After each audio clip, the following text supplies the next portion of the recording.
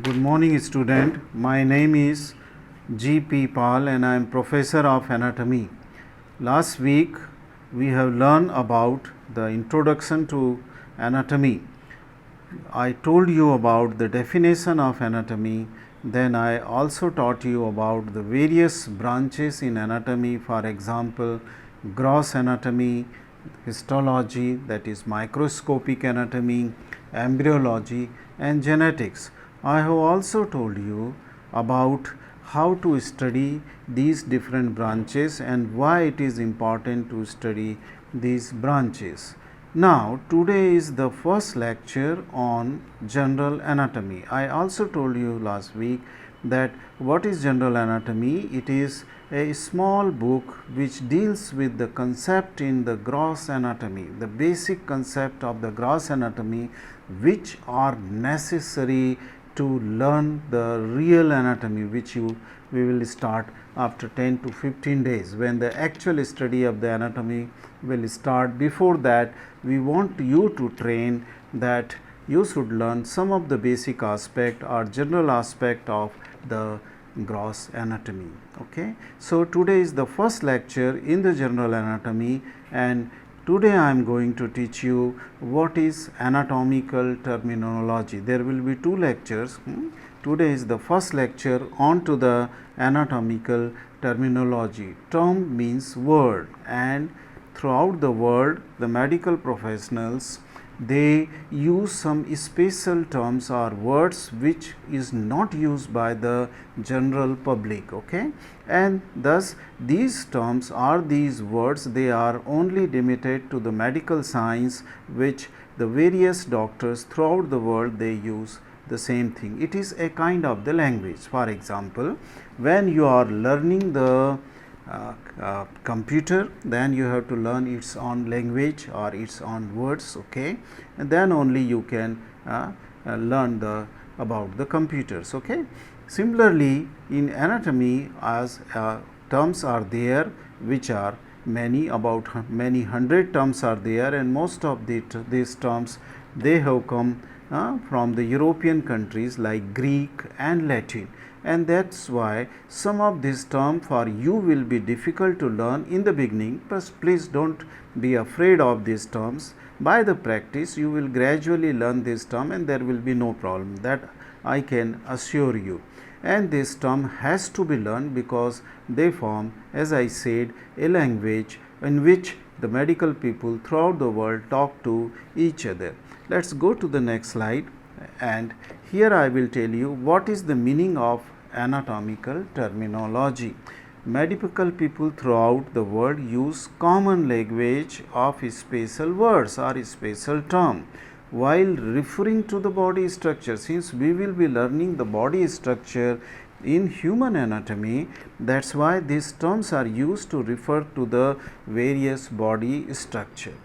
These terms are the basic foundation of all medical sciences. So please don't be under confusion that these terms are this new word which you are going to learn today will be used only for anatomy, but these terms are used for in the medical sciences. When you become a clinician, you will be using these terms. Okay, these terms, okay, or this language, okay, of terminology and anatomical terminology, it helps to communicate with each other. As I said, it is a language, okay, medical language, without using the unneeded or ambiguous words.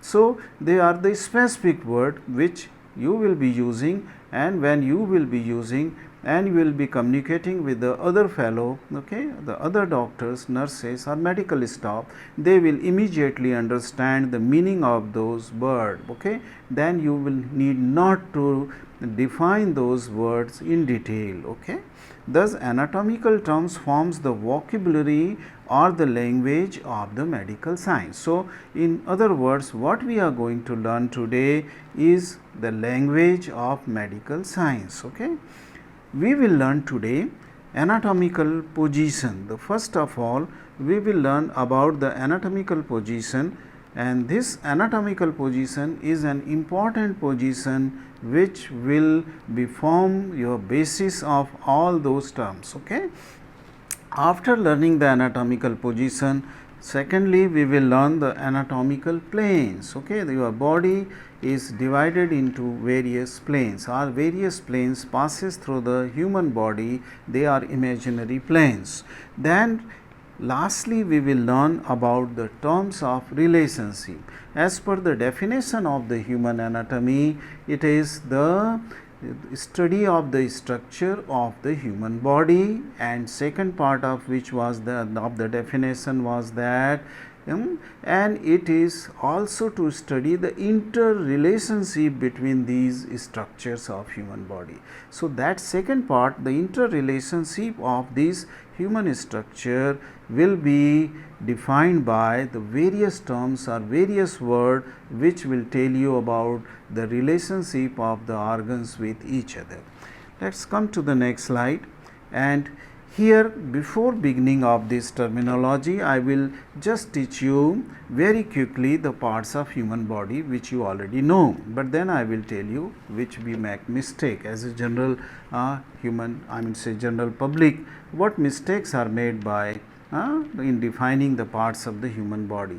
Human body is has a head. This is the head, okay, and head consists of the skull, that is brain box in which the brain is enclosed, okay, and then there is a face, okay. So there is a head and the face, and face has various parts. For example, this is the forehead, these are the eyes, nose, then lips, the cheek and the chin. These are the various parts of the face. Then there is a neck. We all know the head is joining to the remaining trunk with the help of a narrow neck is there, and trunk has three different parts.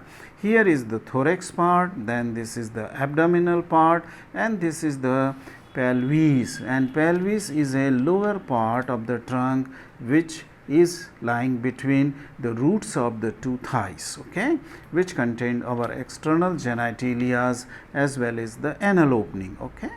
Then there is another part is this is called as upper limb, okay. So this is the upper limb, and upper limb consists of many parts. Say for example, this is shoulder, then this is the upper arm or arm only, then this is the elbow, this is the forearm, the wrist joint and the hand, okay. So there are various parts of the upper limb. Similarly, lower limb has also various parts. Hip, okay, which forms the hip joint also, then there is a thigh, there is a knee joint, then there is a leg, and then this is ankle and the foot. That are the various part of the lower limb. What I wanted to tell you at this stage is that there are some terms which are not used by the common people, okay, only the medical people will use it. For example, arm, okay, in a general public may tell the whole upper limb as the arm, but arm is where, in medical terminology, arm is between the shoulder joint and the elbow joint. So the part of the upper limb which lies between the shoulder joint and the elbow joint, it forms the arm. So never confuse arm as a whole upper limb. It is a special part of the upper limb, okay, between shoulder and the elbow joint. Hand, okay, the hand lies, okay, below the wrist joint, okay. So this much part is only the hand, but some people in general public may speak the hand means whole upper limb, that you should differentiate, okay. Then the leg, where is the leg? Okay, the leg is present between the knee joint and that of the ankle joint. So this part between knee and ankle is the leg. So this was very brief. I have just told you what you should take care when you speak about arm, when you talk about hand, when you talk about the leg, which are specific areas in the human body. In the similar way, when you will see the human body from its posterior aspect or anterior aspect, some of the structure which has to be defined here. For example, here what you will see that the Hand, if you will see hand, when the person is standing with the palm or the hand facing forward, then it is the palmar surface, that is palm is called as the palmar surface when a person is standing with the arm on the sides of the body, okay, and when palm are facing forward, okay, this is called as palm, don't call it as hand. That surface is the palmar surface of the hand. And when you see the person standing like this in this diagram, that is from the back side when you are seeing, then this surface, the back surface of the hand is called as the dorsum of the hand. Similarly, in the foot, when you below the ankle, whatsoever foot is present, it has two surface, one is facing upward, that is called as the dorsum of foot. So, this surface is the dorsum of the foot is here, okay, just a minute. This surface is the dorsum of the foot, but when you will see the under surface of the foot, okay, that is called as sole in the common language, and this is the plantar surface of the foot. So, you have to define which surface of the foot you are referring, whether it is the dorsal surface or the plantar surface of the foot. These two terms which you have to learn. Coming to the our first point here of today's lecture is what is anatomical position. Let us learn first what is anatomical position, and then I will explain you what is its significance, why you have to learn the anatomical position as your first lesson in the gross anatomy. Okay. Anatomical position is an imaginary position, that should be in your mind. It is only imaginary, you have to think in your mind, okay. People don't stand in this position, right, you have to think. Anatomical position is an imaginary position in which body is considered to be always erect or in standing. Say for example, in this diagram the person is standing in anatomical position, and since I said that people that don't stand in anatomical position, you have to imagine it, okay. A person or your cadaver, that is dead body, or your patient is always standing erect in the standing position, which is called as the anatomical position. Now, what are the component of anatomical position? You have to imagine a human being standing upside, erect, and the following conditions should be fulfilled, then only he will be said to be standing in anatomical position. So, imagine that your patients or your cadaver, though he is lying on to the dissection table, okay, but or your patient is on the examination table, is there lying on exam or sitting, but you have to imagine always as if he is standing. So, the first condition in imagining an anatomical position should be, this condition should be there, that is, it should be the body is standing upright, absolutely not leaning forward or backward. A person should stand upright, that is very important condition for anatomy. Second important condition for anatomical positions are his eye or her eyes are looking directly forward. That means, if you are standing in a room, you should look to the wall onto the of the side, okay, onto the one side, okay, where you are looking. So, your eyes should look directly forward, not to the sides or anywhere, okay. Then the third condition is that upper limbs should be hanging by the side. See this in this diagram, both of his upper limb, you know now what is upper limb, they are hanging by the side, comfortably they should be hanging by the side, but they should hang in the side by the side in such a fashion, in such a way that the palm should look forward. That means, we have already learned that this surface is called of the hand is called as palmar surface or palm. They should look forward in front, okay, they should look forward. And the fourth last condition should be that both the lower limbs, you know, they should be parallel to each other, they should be parallel to each other, and feet are directed anteriorly. Their feet should be also directed anteriorly, not onto one side or to the other side. Okay, both the feet should be directed anteriorly. Anteriorly means forward. Okay, anteriorly means they should be direct.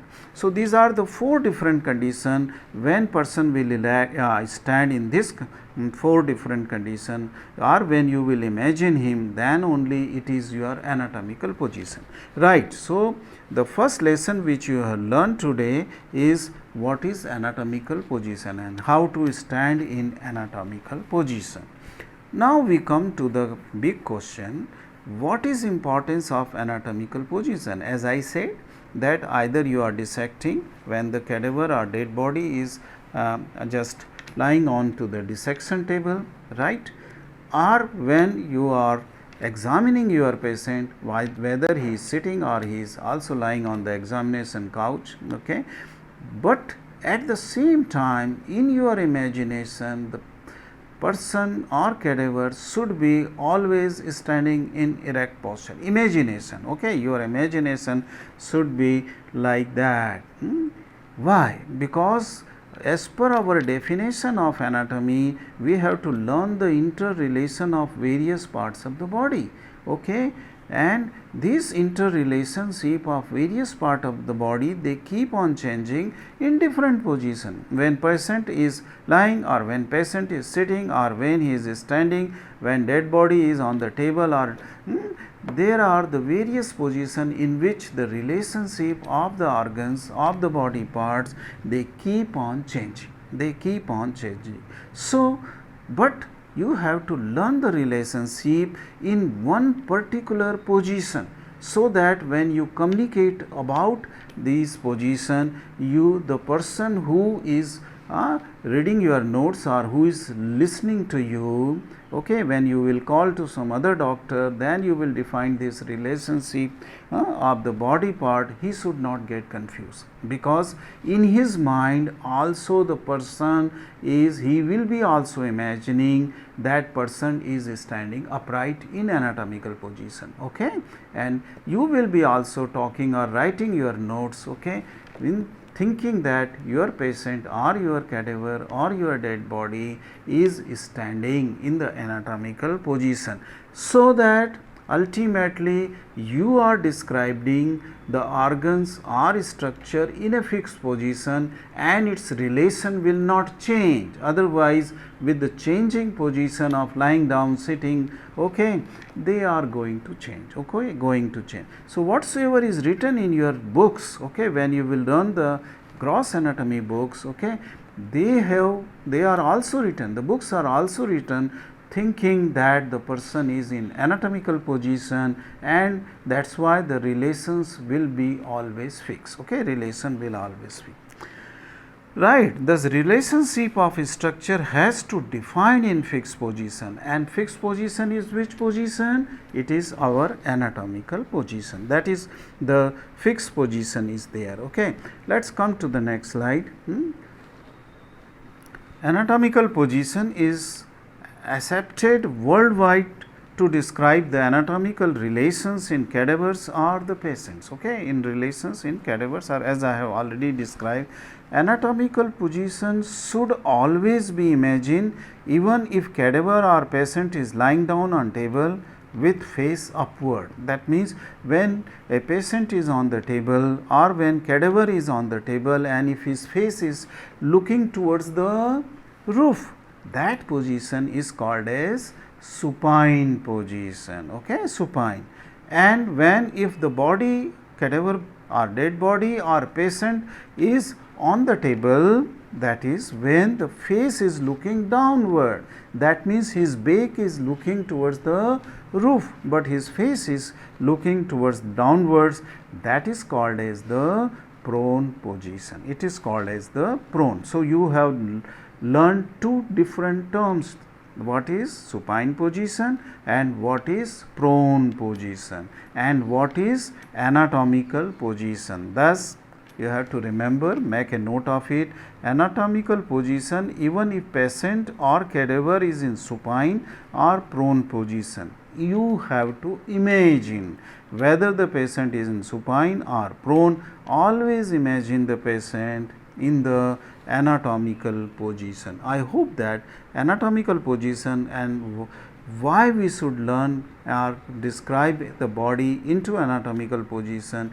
is clear to you. Okay, let's come to the second aspect of this. After learning the anatomical position, we should now learn the anatomical planes. Okay, now these planes, like the anatomical position, is also imaginary. There is nothing like a plane in human body, but these planes are also imaginary flat surfaces. So these planes are not a line, it is flat surface. Okay, which pass through the body. These planes are passing through the body in different position, as I will describe just now. So why you should learn this anatomical planes? Okay, because the importance of this plane is that we used to describe the interrelationship of body structure, okay, in relation to this plane, so that particular organ is lying, okay, on the side of which plane, it is lying in front of the plane or back side of the plane, it is above that plane or below that plane. So these planes becomes the reference point, okay, to describe the positions of the structure of the human body. Now when we come to the different planes, following are the anatomical planes which passes through the body in anatomical position. So planes are also not passing in any position of the body. You have to always imagine the body now in anatomical position, and then you have to imagine the planes which are passing through in the anatomical. So the first plane which we will run will be the our median plane, sagittal plane second, coronal plane and transverse. Just note down that we will learn about 4 planes: median plane, sagittal plane, coronal plane and transverse plane. Let's go to the various planes which are shown in this diagram. You can see that these are the plates, okay, flat structures, not a single line, and these are passing in different direction. For example, this is a median plane. See this is a median plane. Okay, I will just, this plane is the median plane. Then there is a plane which is just at right angle to it, which is called as the coronal plane, which is passing through the body, and then this third plane is the transverse plane. The sagittal plane is not shown in this diagram, but I will explain to you in other. So now you know that there are 3 planes, and these 3 planes, they pass at different levels, at different positions in body. Let's come to the first plane, and the first plane is the median plane. Okay, now this plane divides the body in 2 equal halves. This, see this diagram, upper diagram, though this diagram is drawn that the upper portion is cut horizontally, but don't imagine that this diagram is passing right from the head. Okay, that's just to show it that how deep it is going. Okay, that's why this is drawn like that.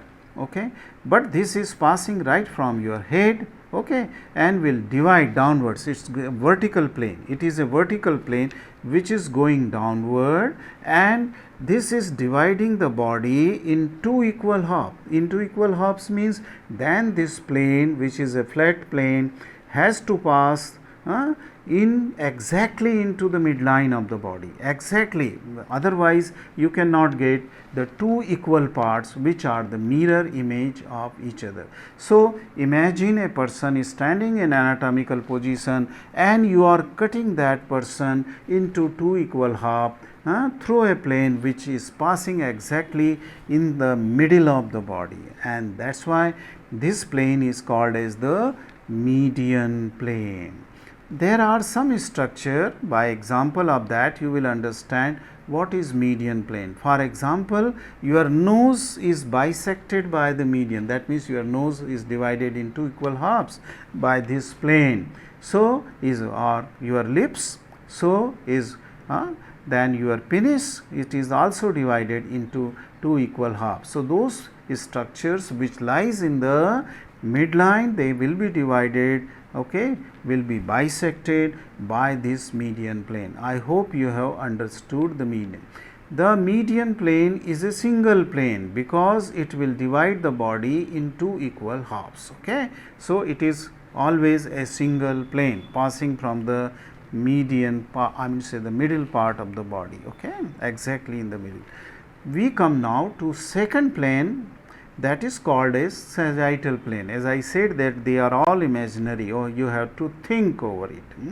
Sagittal plane, and there may be many sagittal plane. Median was a single, but there may be many sagittal plane, and these are planes are exactly parallel to median. So, they are either on right side or they are on the left side of the median plane. Okay. So, you can cut so many median planes here. Okay. Just if I will put this here, you can see that this may be another sagittal plane on the one side of this may be another sagittal, this may be another sagittal, this may be another sagittal, so many sagittal, but condition is that it should divide the body into unequal halves, okay, not equal, because it is only median plane which divides the body into equal halves. They will divide the body into unequal halves, and they are either present on right side of the median plane or they are present onto the left side of the median plane, and they are also vertical, they are going from above downwards. So, they are also the vertical. So, there may be many sagittal planes, okay, many sagittal plane. Coming to this, the coronal plane, third plane, which is called as coronal, and this is also the vertical plane, but this plane is at right angle to the median plane. So, median plane was going like this. Now, the coronal plane is right angle to this. Okay. So, if I draw this coronal plane, it is always with the dotted line I am drawing that median plane. So, it is at the right angle to that of the median plane. So, how though it will divide the body, and there may be many coronal planes. Okay. It is not only single plane, but many coronal plane, like many sagittal planes are there. How it will divide the body? That means body will be divided into the anterior and posterior. Anterior and posterior means the part which is just will lie the frontal part and the backward part. So, the body will be divided in a frontal part and the backward, and there may be many coronal, but most important point by which you will remember what is coronal plane is it is always right angle to that of the median plane. Okay. Why these are called as sagittal plane or coronal plane? Because they are just have derived their name from the sagittal and coronal suture which are present in the skull, on the top of the skull, that you will learn later, but you just remember that they are because there are suture in the skull which will which is responsible for giving. Coming to the fourth plane, which was a transverse plane. See this transverse plane, it is right angle to median and coronal also, okay, because it is dividing the body transversely. Okay. So, it will be right angle to coronal as well as that of the median plane. Now, these are perpendicular to the long axis of body. Okay. Long axis is because erect post is anatomical position, person is standing in erect, and there may there may be so many plane which are just at right angle to that or perpendicular to that of the long axis of the body. Okay. These planes will divide the body into an upper and lower part. See this plane is passing here, and then there is an upper part and the lower part below this plane. See the line of the plane, and then there may be an upper part and lower part. This may be from any side, right from head to the feet. You can get any of the plane, I am saying divide the body into transverse plane. Now, the oblique plane is easy to define that because it has no rules. Any other plane, okay, it is defined as any other plane passing through the body except the above, except all four above. Any other plane which will be there, it will be oblique plane. Sometime we use the oblique, but otherwise we use only the first four plane, that is the median plane, the sagittal plane then the coronal plane and the transverse plane. I hope you have understood the different planes. I think I should stop here, and then in a separate lecture I should come to the terms of relationship. Okay,